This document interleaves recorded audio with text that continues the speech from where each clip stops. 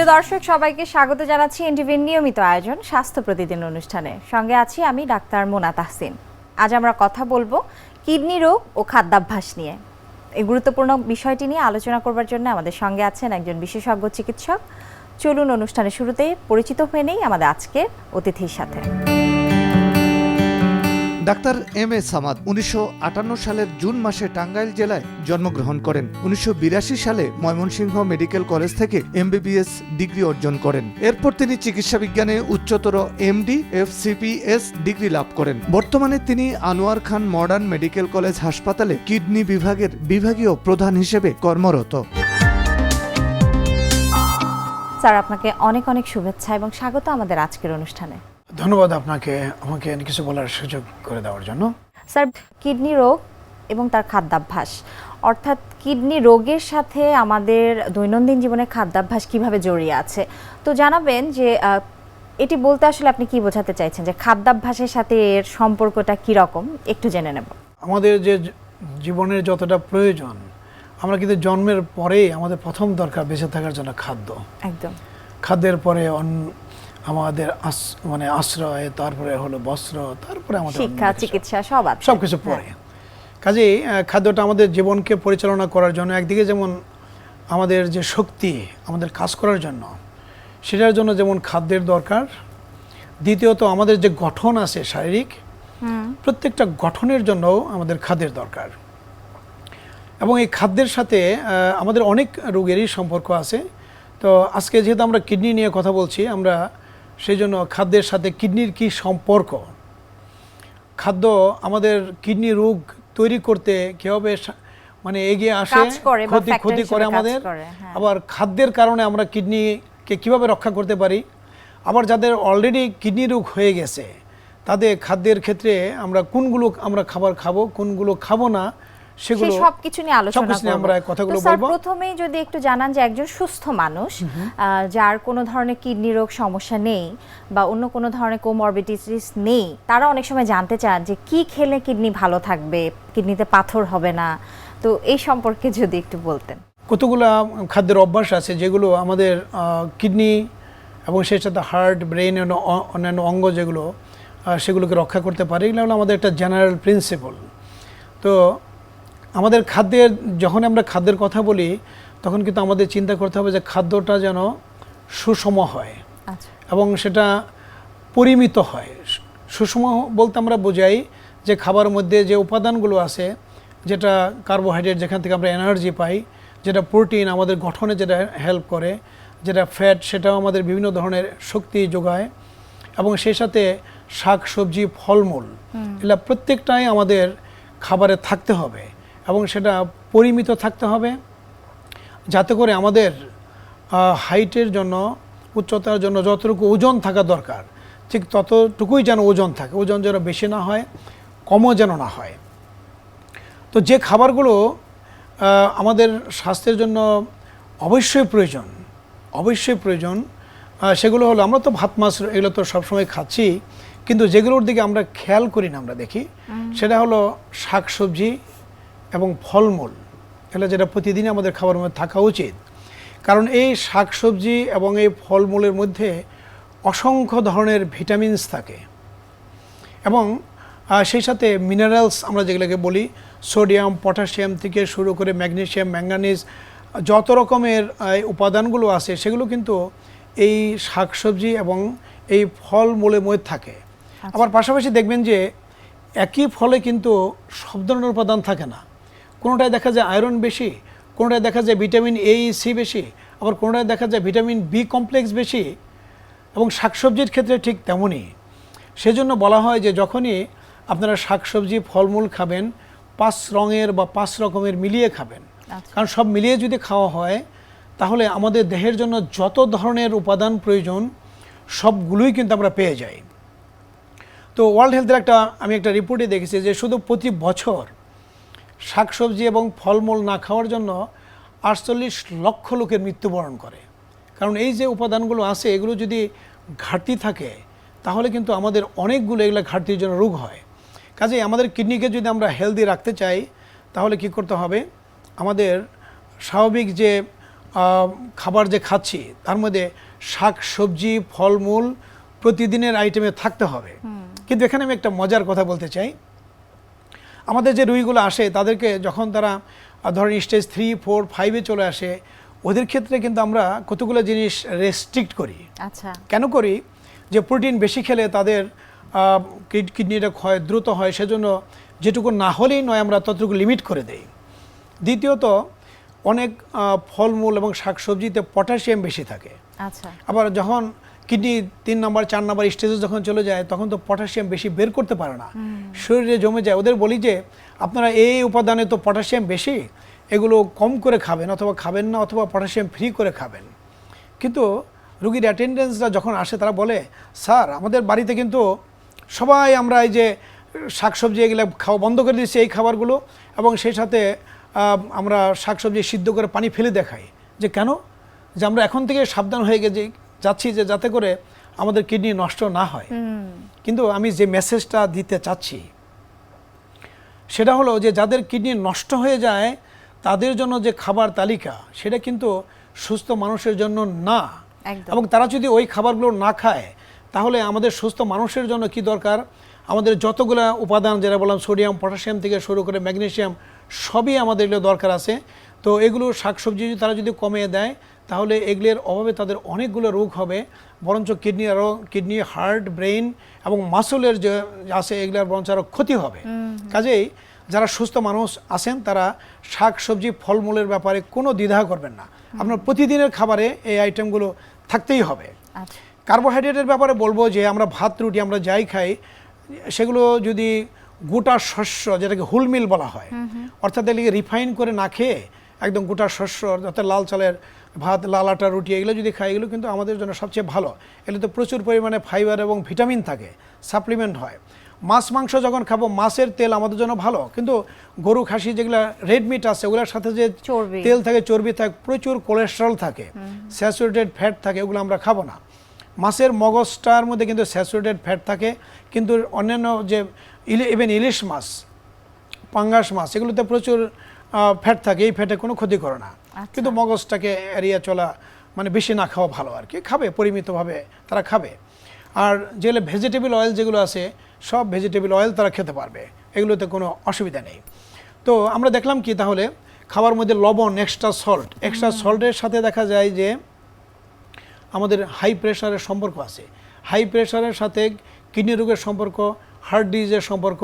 পানি ধরে রাখা শরীরে। সেই জন্য আমরা কখনোই লবণ, এক্সট্রা লবণ, অ্যাডেড সল্ট খাবো না, এবং লবণযুক্ত যে খাবারগুলো বিক্রি হয় সেগুলো আমরা অ্যাভয়েড করব। অতিরিক্ত মিষ্টি, যেগুলো রেডি সুগার যেগুলো আছে, ফলের ফ্রুটসের যে মিষ্টি, সেগুলো কিন্তু ধীরে ধীরে ডাইজেস্ট হয়, ধীরে ধীরে রক্ত যায়, এগুলো কিন্তু খুব তাড়াতাড়ি সুগার বাড়িয়ে দেয় না। কিন্তু আমরা যদি সুগার, একদম ডাইরেক্ট সুগার, চিনির দিয়ে তৈরি কোনো খাবার খাই, সেগুলো কিন্তু সরাসরি একদম মানে চলে যায়, এবং খাওয়ার দেখা যায় 1 ঘন্টার মধ্যে সেটা একদম টপে পিকে চলে যায়, অনেক কনসেন্ট্রেশন বেড়ে যায়, সেটা আমাদের ক্ষতি করে। কাজে রেডি কোনো সুগার আমরা খাবো না, এবং সুগার জাতীয় খাবার বা মিষ্টিযুক্ত খাবার যেগুলো আছে যতটা আমরা অ্যাভয়েড করতে পারি সেগুলো চেষ্টা করব। সত্যিকার অর্থেই যে ফাস্টফুড, তো এর মধ্যে প্রচুর পরিমাণে ক্যালোরি থাকে, এক নম্বর, এবং সল্ট থাকে, এবং সেই সাথে এর মধ্যে প্রচুর পরিমাণে কোলেস্ট্রল যুক্ত যে সমস্ত ওখানে ক্রিমস যে সমস্তগুলো ইউজ করা হয় ওগুলোর মধ্যে প্রচুর পরিমাণে কোলেস্ট্রল থাকে। তো সবগুলো মিলিয়ে যেটা হয় সেটা আমাদের জন্য পুরোটাই আনহেলদি। এগুলো কিন্তু অনেক ইনগ্রেডিয়েন্ট আছে যেগুলো আমাদের হেলথের জন্য মারাত্মক ক্ষতির কারণ, কিন্তু সেটা বিজনেসের কারণে সেটা হয়তো ডিসক্লোজ করা হয় না। কাজেই বেস্ট ড্রিঙ্ক যদি আমরা বলি ওয়াটার, পানির বিকল্প কিছু নেই। কাজেই বাচ্চাদেরকে কখনোই পুরস্কার দেওয়ার জন্য যে ভালো রেজাল্ট করছে, ভালো কিছু করছে, ফাস্টফুড খাওয়াবো এবং ড্রিঙ্কস খাওয়াবো, নো, এটা না বলে তাকে পানি খাওয়ান, তাকে খেলাধুলা, যেটা সাইকেল কিনে দেন সেজন্য এক্সারসাইজ করতে পারে। স্যার একটু জানাবেন, যারা দীর্ঘমেয়াদী কোনো কিডনি রোগে আক্রান্ত আছেন তাদের খাদ্যাভ্যাস আপনি বলছিলেন যে সাধারণ মানুষের চেয়ে একটু ভিন্ন, তো সেটি কি রকম হবে? আমরা জানি যে দীর্ঘমেয়াদী কিডনি রোগ যাদের আছে এরা কিন্তু 5টা স্টেজে ভাগ করা হয়। আচ্ছা, অর্থাৎ তাদের কিডনির ক্ষমতা অনুযায়ী আমরা ইজিএফআর বের করে ক্রিয়েটিন থেকে 5টা স্টেজে ভাগ করি। তবে যারা ইভেন 1 নম্বর স্টেজে আছে, কিন্তু যাদের প্রচুর পরিমাণে প্রোটিন যাচ্ছে প্রস্রাবের সাথে, এদের জন্য কিন্তু আমিষ জাতীয় খাবার সেগুলো কম করে খেতে বলা হয়। আচ্ছা। কারণ যত বেশি আমিষ খাবে তত কিডনির উপর বার্ডেন হবে, বেশি প্রোটিন পাস হয়ে যাবে এবং ছাকনি নষ্ট করে স্টেজ 1-2 জন্য। কিন্তু স্টেজ 3 থেকে বিশেষ করে স্টেজ 3B যখন হয় তখন কিন্তু দেখা যায় আমাদের রক্তের কতগুলো উপাদান আছে সেগুলো কিডনি আর সমতা রক্ষা করতে পারে না। কারণ আমরা তো জানি যে আমাদের কিডনিকে বলা হয় মাস্টার কেমিস্ট। সে আমাদের বডির কেমিস্ট্রি মেজার করে করে একদম কাটায় কাটায় সোডিয়াম, পটাশিয়াম, ম্যাগনেসিয়াম থেকে শুরু করে যত উপাদান আছে সবগুলোকে ব্যালেন্স রক্ষা করে। কিন্তু যখন কিডনির ক্ষমতা কমতে কমতে স্টেজ 3B-তে চলে যায় তখন দেখা যায় যে সে পটাশিয়াম কারো কারো বাড়তে থাকে, কারো কারো ফসফরাস বেড়ে যেতে থাকে, কারো কারো ইউরিক অ্যাসিড বেড়ে যেতে থাকে।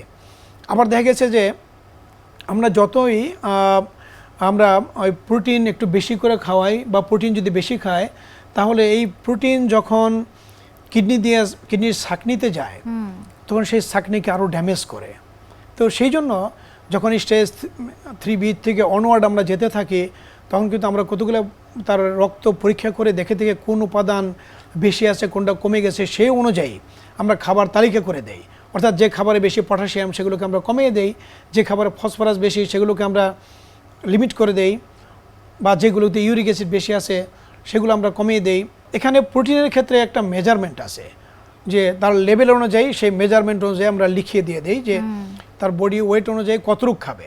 এবং যখন প্রোটিন কমিয়ে দিচ্ছি তখন কিন্তু তার আবার প্রোটিন এনার্জি ম্যালনিউট্রিশন হতে পারে। তো সেই ম্যালনিউট্রিশন যাতে না হয় এজন্য কিন্তু কিটো অ্যানালগ এক জাতীয় আছে যেগুলো প্রোটিনের ব্যাকবোন, অ্যামিনো অ্যাসিডের ব্যাকবোন, সেগুলি অনেক সময় আমরা সাপ্লিমেন্ট করে দেই। এবং খুব লো প্রোটিন দিলে দেখা যায় যে গতিতে কিডনির ক্ষতি হচ্ছে সেই গতিটাকে স্লো ডাউন করে দেওয়া যায়। তো সেই জন্য যাদের কিডনির সিকেডি বা দীর্ঘস্থায়ী কিডনি রোগ হয়ে স্টেজ 3 এবং তার উপরে 3, 4, 5-এ চলে যায়, আমরা এই ক্ষয়টাকে স্লো করে দেওয়ার জন্য অনেকগুলো রেস্ট্রিকশন করি এবং সেটা তালিকা অনুযায়ী আমরা দিয়ে দিই, সেগুলো তাদের ফলো করতে হবে। কিন্তু এখানে একটা কথা বলে রাখতে চাই যে তাদের যে জিনিসটাকে আমরা স্লো করে দিচ্ছি, মানে স্লো করার জন্য কমিয়ে দিচ্ছি, সেগুলো যেন যারা সুস্থ মানুষ তারা যেন সেটা ফলো না করে। এবং কিডনি রোগীরা যখন দেখা যায় একদম স্টেজ 5-এ চলে গেল এবং যাওয়ার পর তাদের ডায়ালাইসিসে চলে যাচ্ছে তখন কিন্তু খাবার তালিকা আবার চেঞ্জ হয়ে যায়। যেমন যারা স্টেজ 3B, 4 এবং 5-এ ডায়ালাইসিসের আগ পর্যন্ত তাদের আমিষ জাতীয় খাবার একদম কমিয়ে দিচ্ছি আমরা, কিন্তু যখন ডায়ালাইসিস শুরু হবে তাদের কিন্তু উল্টো। তখন তাদের বলা হয় যে কারণ ডায়ালাইসিসের সময় সে পেরিটোনিয়াল ডায়ালাইসিস হোক আর মেশিনে ডায়ালাইসিস হোক অনেকগুলো অ্যামিনো অ্যাসিড এবং প্রোটিন কিন্তু লস হয়ে যায়। তো সেগুলো পূরণ করার জন্য তাদের কিন্তু স্বাভাবিক মানুষ যতটুকু প্রোটিন খাচ্ছে তার চেয়ে 1.5 গুণ আরও বেশি খেতে হয়। এই জন্য যেটা লস হচ্ছে সেটা যেন পূরণ হয়। তাছাড়া ডায়ালাইসিস শুরু করার আগে তার যে ম্যালনিউট্রিশন ছিল সেজন্য তার যে প্রোটিন ঘাটতি আছে সেটা যেন ডায়ালাইসিসের সময় সেটা পূরণ করা যায়। সেজন্য তাদের কিন্তু প্রোটিন আবার মানে পরিমাণ আমরা বাড়িয়ে খেতে পারি। তো অনেক সময় দেখা যায় রোগীরা মনে করে যে প্রোটিন খেলে বোধ হয় আরও বেশি ডায়ালাইসিস নিতে হবে, সেজন্য তারা প্রোটিন খাওয়ার সেই কমের অভ্যাসে রেখে দেয়। এতে করে কিন্তু তাদের প্রোটিন ম্যালনিউট্রিশন হয় এবং সেই জন্য তাদের ইমিউনিটি কমে যায়। আর ইমিউনিটি যদি কমে যায় কী হবে, তাদের ইনফেকশনের হার অনেক বেড়ে যায়। বিশেষ করে তাদের বিভিন্ন ধরনের নিউমোনিয়া, বিভিন্ন ধরনের সিস্টেমিক ডিজিজ এগুলো হতে থাকে। তো সেই জন্য তাদের যখন ডায়ালাইসিস হবে তাদের প্রোটিন আবার বেশি করে আমরা বাড়িয়ে দিতে পারি। অনেক সুন্দর চমৎকার বলছেন স্যার। আমাদের এই অনুষ্ঠানে বরাবরই আমরা খাদ্যাভ্যাস নিয়ে সচেতন করবার চেষ্টা করি আমাদের দর্শকদের, তারই একটি অংশ হিসেবে আমরা এখন দেখে আসব খাদ্যের বিভিন্ন পুষ্টি গুণাগুণ আমাদের দর্শকদেরকে। প্রিয় দর্শক, দেখছেন স্বাস্থ্য প্রতিদিন অনুষ্ঠানের এ পর্যায়ে চলুন দেখে নেই খাদ্যের বিভিন্ন পুষ্টি গুণাগুণ সম্পর্কে আমাদের পুষ্টিবিদের কাছ থেকে। দর্শক, আজকাল অনেক বেশি ভেজাল খাবার, অনিয়ন্ত্রিত ডায়াবেটিস এবং প্রেশার ছাড়াও আর বিভিন্ন ওষুধের পার্শ্ব প্রতিক্রিয়া আমাদের চারপাশে কিডনি রোগীর সংখ্যা কিন্তু দিন দিন বাড়ছে। তাই আমরা অবশ্যই ডায়েটিশিয়ান হিসেবে এই বিষয়টিকে অনেক গুরুত্বের সাথে বিবেচনা করে থাকি যে একজন কিডনি রোগী যখন সে বুঝে গেল যে তার কিডনিতে সমস্যা, তখন আসলে সে কিভাবে তার খাওয়াটিকে মেনটেন করবে। কিডনি রোগীর ডায়েটের ক্ষেত্রে বলার আগে আমি একটি কথাই বলবো যে এই ডায়েটটি একেবারেই স্বতন্ত্র, অর্থাৎ প্রত্যেকটা রোগী ভেদে কিন্তু ডায়েটটি নির্ভর করে ভিন্নতা। তবে হ্যাঁ, জেনারেল গাইডলাইন যদি আমাকে দিতে হয়, একটি কিডনি রোগীর প্রথমেই দেখতে হবে তার ক্রিয়েটিনিনের মাত্রা রক্তে কতটুকু আছে এছাড়া আরও বেশ কিছু পরীক্ষা নিরীক্ষা তাকে রিপোর্ট দেখিয়ে নিয়ে তার ডায়েটটিকে ঠিক করতে হবে। এবং সেই ক্ষেত্রে আমরা কিডনি রোগীর ডায়েটের ক্ষেত্রে বলে থাকি যে প্রোটিন নিয়ন্ত্রণ হচ্ছে সবার আগে জরুরি, এবং এই একটি রোগীর ওজনের সাথে ভিত্তি করে আমরা সাধারণত প্রোটিনটিকে হিসাব করে থাকি। তবে সাধারণভাবে ডাল জাতীয় যে কোনো খাবার, বাদাম এবং বিচি, অর্থাৎ যেই বিচিগুলোকে আপনারা রান্না করতে পারেন, যেমন মটরশুঁটি, কাঁঠালের বিচি, সিমের বিচি, এই জাতীয় সেকেন্ড ক্লাস প্রোটিনকে কিডনি রোগীদের জন্য অ্যাভয়েড করা অবশ্যই একান্ত প্রয়োজন। দ্বিতীয়ত হচ্ছে লবণ, অর্থাৎ আপনি অবশ্যই খেয়াল রাখবেন আপনার খাবারে যেন কোনো বাড়তি লবণ বা টেবিল সল্ট না থাকে। এক্ষেত্রে অনেকেরই একটি ধারণা হচ্ছে লবণটিকে হয়তো তেলে বা ভেজে গ্রহণ করলে খুব একটি ক্ষতি হয় না, বাট এটা একান্তই ভুল। কেননা আপনাকে এক্সট্রা লবণ কোনোভাবেই, সেটি তেলে বা ভেজে অথবা যে কোনোভাবেই আপনাকে অ্যাভয়েড করতে হবে। তবে এক্ষেত্রে লবণের মাত্রা অবশ্যই আপনার রক্তের সোডিয়ামের উপর ডিপেন্ড করে নির্ধারণ করতে হবে। সবচেয়ে ইম্পর্ট্যান্ট হচ্ছে কিডনি রোগীদের জন্য পানি। যখন দেখা যায় আপনি একজন চিকিৎসকের কাছে যাওয়ার আগে বুঝতে পারলেন যে আপনার কিডনিতে সমস্যা, অনেকেই পানি খাওয়ার মাত্রা বাড়িয়ে দেয়। তাদের ধারণা হয়তো বেশি পানি খেলে আমার কিডনি তাড়াতাড়ি সুস্থ হয়ে যাবে। এটা সম্পূর্ণ ভুল।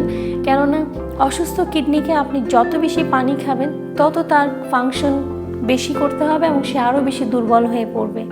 তাই কিডনি রোগীদের উদ্দেশ্যে বলছি, সাধারণত এটি অবশ্য আমরা রিপোর্ট দেখে বিচার করে থাকি, বাট অ্যাট এ গ্লেন্স যদি জানতে চান যে অ্যাটলিস্ট 1.5 থেকে 2 লিটারের উপর কোনোভাবেই পানি বা অন্য কোনো তরল খাওয়া যাবে না। এক্ষেত্রে তরলটিকে আপনাকে অবশ্যই 1.5 থেকে 2 লিটারের মধ্যে রাখতে হবে, এবং যাদের কিডনি সমস্যা অনেক বেশি তাদের 1 লিটারের মধ্যে এটা থেকে সীমাবদ্ধ থাকতে হবে। এক্ষেত্রে বেশ কিছু রিপোর্টের উপর বেস করে আমরা সবজি ও ফলের ব্যাপারেও রেস্ট্রিকশন দিয়ে থাকি। সাধারণত আপেল, পেঁপে এবং নাশপাতি কিডনি রোগীদের জন্য অনেক সেফ ফ্রুটস, তবে এটিও খেতে হবে পরিমাণের মধ্যে। আর বেশ কিছু সবজি যেমন শসা, টমেটো, গাজর ছাড়াও ঢ্যাঁড়স ও ফুলকপি, এই জাতীয় সবজিগুলো যেগুলো আমাদের রক্তে ইউরিক অ্যাসিডের মাত্রা বাড়াতে পারে, সেগুলো আপনাকে অ্যাভয়েড করতে হবে। দর্শক, কিডনি রোগ হলে কোনোভাবেই ভয় পাবেন না। শুধুমাত্র সঠিকভাবে ব্যালেন্সড ওয়েতে খাবার মেনটেন করলে কিডনি রোগ নিয়ে অনেক দিন সুস্থ থাকা সম্ভব। স্যার, আমরা একেবারে অনুষ্ঠানের শেষ পর্যায়ে আছি। যেহেতু আজ আমরা কিডনি রোগ ও খাদ্যাভ্যাস নিয়ে কথা বলেছি, খাদ্যের অত্যন্ত গুরুত্বপূর্ণ একটি অংশ কিন্তু পানি। তো একজন কিডনি রোগীর পানির অভ্যাস সেটি কীরকম হয়, কতটুকু হয়? আচ্ছা, এখানে আমি একদম শুরু থেকে বলি, যারা সুস্থ মানুষ তারা কিন্তু 2 থেকে 2.5 লিটার পানি যদি খায় তাহলে তাদের জন্য যথেষ্ট। এবং প্রয়োজনে যারা কলকারখানায় মাঠে ঘাটে কাজ করে, ঘাম যাদের হয়, তাদের এমন পরিমাণে পানি খেতে হবে যাতে করে প্রস্রাবের রং পানির মতো হয়, অথবা 1 থেকে 1.5 লিটার প্রস্রাব হয়। কিন্তু যারা কিডনি রোগী, বিশেষ করে যে অনেকে দেখা যায়, দেখবেন যে কিডনি রোগ হয়েছে, সাদের শরীর টরীর ফুলে থাকে, শরীরে অনেক পানি থাকে, বিশেষ করে গ্লোমেরুলোনেফ্রাইটিস যাদের থাকে, ডায়াবেটিস জনিত কিডনি রোগীদের এরকম থাকে। তাদের ক্ষেত্রে কিন্তু পানির পরিমাণ কমিয়ে খেতে বলি আমরা। ততটুকু পানির পরিমাণ, মানে তারা পানি খাবে যে যতটুকু তার প্রস্রাব হচ্ছে, এবং তার সাথে আমাদের যে ইনসেন্সিবল লস 600 হয় সেটুকু যোগ করে। তো সেই জন্য যে ডাক্তার দেখতেছেন অবশ্যই সে তা বলে দিবে যে তার জন্য কতটুকু পানির পরিমাণ, সেটা সে রোগীকে বলবো যে যেই রোগী থাকেন আপনি আপনার যে চিকিৎসক আছে তার পরামর্শ মতো পরিমিত পানি খাবেন। আর বিশেষ করে যারা ডায়ালাইসিস থাকে তাদের কিন্তু পানিটা খুব রেস্ট্রিক্টেড করে খেতে হয়, কারণ দেখা যায় ডায়ালাইসিস করতে করতে অনেকের প্রস্রাব আস্তে কমতে কমতে একদম বন্ধই হয়ে যায়।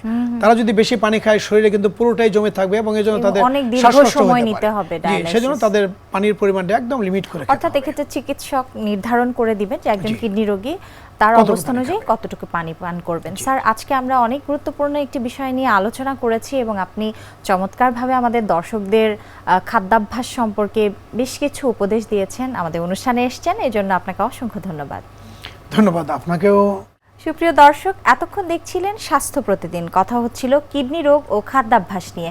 আশা করছি এই গুরুত্বপূর্ণ তথ্য ও পরামর্শগুলো আপনাদের অনেক অনেক কাজে আসবে। চলুন এই পর্যায়ে দেখে নেই কি থাকছে আগামী পর্বের স্বাস্থ্য প্রতিদিন অনুষ্ঠানে।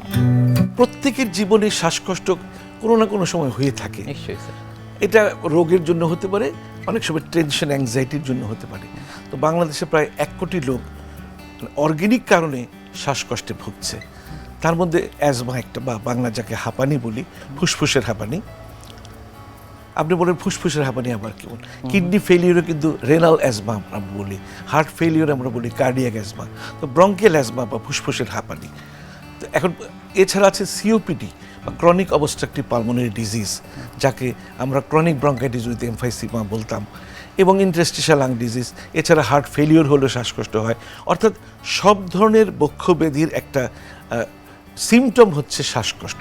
বিশ্বের যে কোনো প্রান্ত থেকে যে কোনো সময় আপনাদের প্রিয় অনুষ্ঠান স্বাস্থ্য প্রতিদিন দেখতে ভিজিট করুন আমাদের পূর্ণাঙ্গ ওয়েব পোর্টাল www.ntvbd.com এ। এছাড়াও এনটিভির জনপ্রিয় সব অনুষ্ঠান ও খবরের আপডেট পেতে ভিজিট করুন আমাদের ইউটিউব ও ভেরিফাইড ফেসবুক পেজে। আজ এখানে বিদায় নিচ্ছি, আবারও দেখা হবে। সে পর্যন্ত সবাই ভালো থাকুন, সুস্থ থাকুন, নিরাপদে থাকুন। আল্লাহ হাফেজ।